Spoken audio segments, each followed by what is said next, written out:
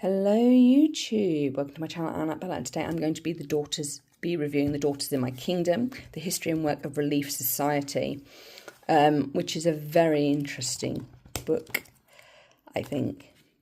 So it's basically the history of it. Flip it open. It doesn't have a context page, but it does have the purposes of Relief Society to increase faith and personal righteousness, strengthen families and homes, seek out and help those in need. I know that there's been some faffing and some changing recently, but this one gives the date, which is 1842. So there's a contents page. So first presidency, something extraordinary. Relief Society, a restoration of an ancient pattern, something better. Cleave unto the covenants, wide and extensive sphere of action. Charity never faileth, a worldwide circle of sisterhood, pure religion. Visiting teaching, though that's changed, visiting teaching is now ministering. Blessings of the priesthood for all, an inseparable connection with the priesthood. Guardians of the hearth, establishing, nurturing and defending the family procreation to the world, living up to your privileges, important events in the history of Relief Society, notes, list of visuals and an index. So there's the message. And then you've got your visuals, because it has changed, because things do change. Shocker. So it's nice. There you go, you've got Emma and Joseph, because Emma Smith was the first president of it.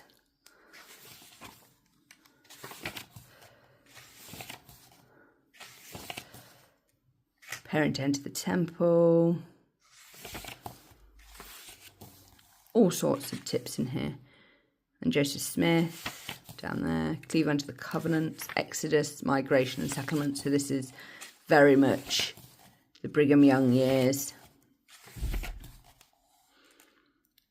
And it's nice actually to hear other names that aren't Emma Smith and Eliza R. Snow. A wide and extensive sphere of action. Oh look, Eliza R. Snow. Apparently she got pushed down the stairs by Emma Smith at one point. Brigham Young, so that's where we're at with this. And then Zena D.H. Young, Charity never faileth.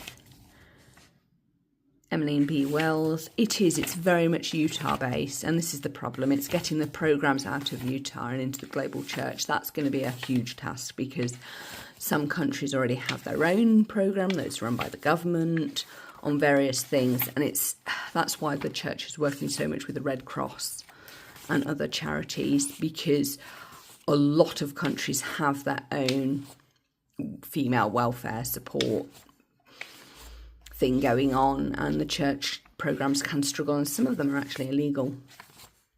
Like LDS Family Services would not be allowed in the UK.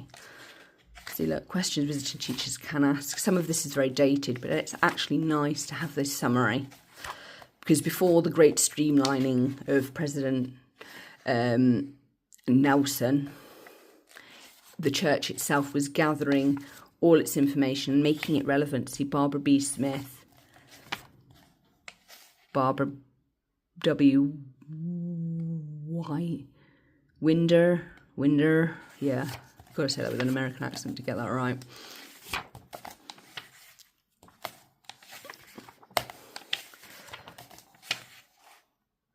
Bonnie D. Parkin.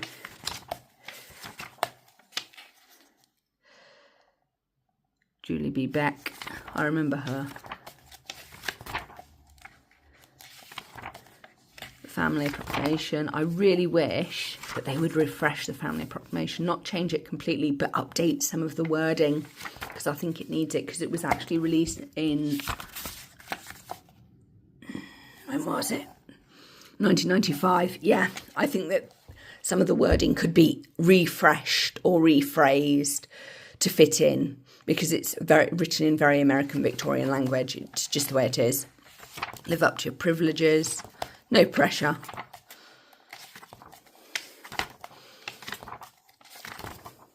And then we've got History of Relief Society. Nice visual. So we're starting here in April 1830 and then going all the way to 2011, Welfare Square. And then you've got Relief Society General Presidencies, who was on them. and then notes. And it's nice to actually, every member of Relief Society, so it basically means every woman, has one of these books. And it's nice that the visuals all have meaning. So those, which is nice, and you can pull those apart. And by visuals, they mean